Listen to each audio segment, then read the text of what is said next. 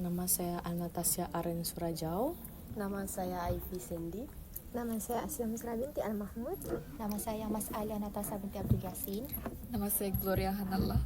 Oke, jadi hari ini kita akan membincangkan tentang soalan yang kedua, yaitu Behavioral Genetics and Family Dynamics.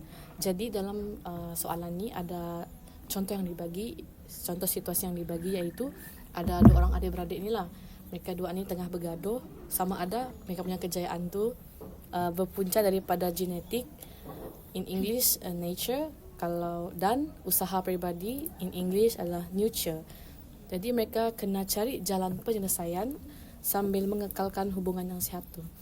Jadi untuk soalan pertama, apa pandangan kamu lah? Macam soalannya begini, bagaimana pandangan mereka tentang faktor semula jadi dan persekitaran mempengaruhi pertengkaran mereka tu? Oke, pada pandangan saya akan menjelaskan dari awal dari maksud dia. Kalau untuk yang semula jadi ini, maksud dia dari segi genetik keluarga dia lah yang diperoleh secara turun-temurun. Sebagai contoh, kalau ayah dia ini seorang yang berintelijen tinggi atau ber-IQ tinggi, so salah seorang anak dia akan berkemungkinan tinggi memperoleh IQ tinggi itu lah. So anak dia ini berpendapat bahwa kejayaan dia ini dia beroleh daripada parents dia tu lah. So yang seorang lagi berpendapat tentang persekitarannya, itu yang diperoleh daripada pendidikan dia, kawan-kawan dia yang di sekitar dia lah selama dia hidup tu, dan berlaku peningkatan intelijen dia lah. So ya, apa pendapat kamu tentang huraian saya? Adakah kamu bersetuju? Oke, pada pandangan saya setuju dengan kau punya jawaban tadi. So pada pandangan saya pula, pandangan mereka tentang kejayaan ini kan berbeza. Sebab yang seorang lagi dia cakap faktor semula jadi merupakan hasil kejayaan. Sebab dia percaya bahawa daripada ibu bapa turun dia punya IQ intelijen tu kepada anak-anak dia. So dia cakap bahawa mereka punya bapa yang bagi kejayaan bagi mereka. Mereka punya bapa yang bagi kebijaksanaan bagi mereka lah, macam tu.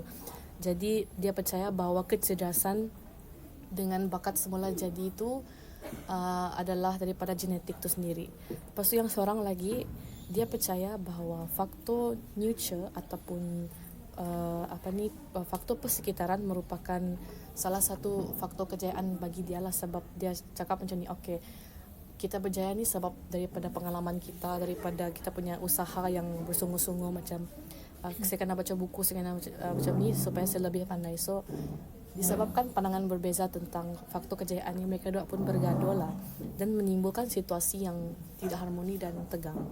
So lepas ni kita akan bincang soalan 2, iaitu cara untuk memperbaiki komunikasi ini. Jadi saya serahkan kepada yang lain. Saya setuju dengan kamu di mana jika akan berlakunya pertengkaran. Jadi untuk soalan kedua, bagaimana kemahiran interpersonal membentuk keluarga? Jadi kita akan memfokuskan kepada 3 kemahiran interpersonal. Yang pertama ialah kecerdasan emosi, yang kedua ialah pengambilan perspektif, dan yang ketiga ialah perundingan. Dalam senario ini, kita dapat lihat dua beradik ini bergaduh sama ada kejayaan mereka disebabkan oleh genetik atau persekitaran. Oleh itu menampakkan yang mereka mungkin adanya kekurangan kecerdasan emosi, di mana mereka sukar untuk mengawal emosi semasa sehingga bertelingkah. Lepas tu jika adik-beradik ini dia kekurangan kecerdasan emosi, mereka mungkin membiarkan emosi mereka mengambil alih dan menuduh antara satu sama lain, yang menyebabkan lagi berlakunya ketegangan. Oleh itu mereka perlulah mengatasi kekurangan emosi mereka dengan belajar untuk mengenali emosi dan menerima pendapat satu sama lain. Ini saja daripada saya. Apa pendapat kamu? Saya setuju dengan kamu bahawa emosi mesti dikawal semasa berlakunya pertengkaran dalam mana-mana situasi. Okey, saya akan menghuraikan tentang isi kedua, iaitu keupayaan mengambil perspektif. Keupayaan mengambil perspektif ini bermaksud kebolehan seseorang untuk melihat sesuatu isu daripada sudut pandangan orang lain, terutamanya ketika berlaku pertengkaran seperti yang disituasikanlah. Dalam situasi tegang seperti pergaduhan antara dua individu, kemahiran ini membolehkan seseorang menilai bukan sahaja apa yang dikatakan oleh pihak lain, tetapi juga menghayati emosi, pengalaman dan latar belakang yang mempengaruhi pendirian mereka. Seperti yang dalam konflik antara dua adik-beradik yang berdebat sama ada kejayaan mereka disebabkan oleh genetik atau usaha sendiri, keupayaan mengambil perspektif membolehkan masing-masing menyedari bahawa kedua-dua faktor mungkin memainkan peranan dan pandangan masing-masing tidak semestinya salah. Ini bantu mengurangkan rasa ego, membuka ruang perbualan yang lebih terbuka dan mencegah konflik daripada berlarutan atau menjadi lebih serius. Selain itu, apabila seseorang berusaha untuk memahami orang lain, ia menunjukkan kematangan emosi dan rasa hormat yang amat penting dalam mengekalkan hubungan yang sihat sama ada dalam keluarga, persahabatan atau kerja berpasukan. Apakah pendapat kamu dengan isi saya?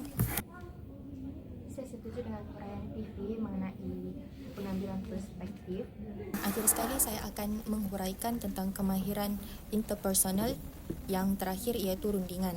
Rundingan ni, dia ni melibatkan mencari titik persamaan yang mungkin bersetuju bahawa kedua-dua bakat semula jadi dan kerja keras menyumbang kepada kejayaan mereka.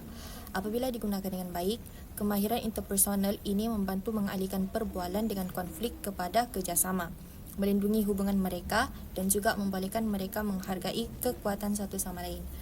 Yang lain ada mau tambah? Saya mau tambah sedikit tentang kamu punya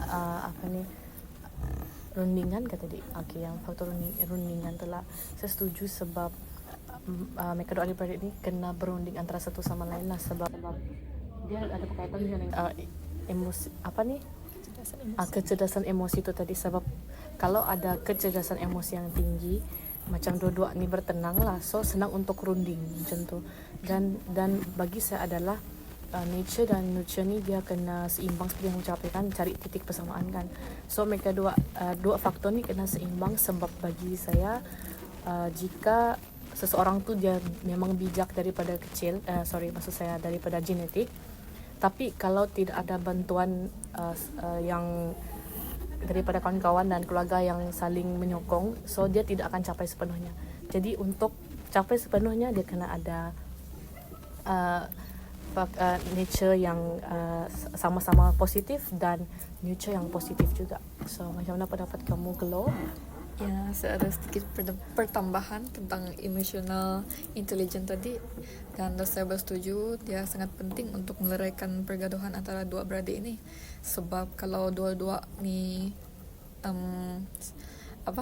kuat dalam fakta mereka yang tak ada yang mengalahkan, susah juga. So kalau seorang tu mengalah, mungkin seorang juga akan slow untuk mengalah, untuk menjaga emosi masing-masing lah supaya tidak berpanjangan masalah mereka orang. So emotional intelligence ni sangat penting lah bagi saya untuk meleraikan pertelingkahan yang berlaku antara adik-beradik. Ya, itu pendapat saya. Yang lain ada lagi mau tambah? Okey, itu saja dari kita kan. Thank you. Terima kasih. Okay.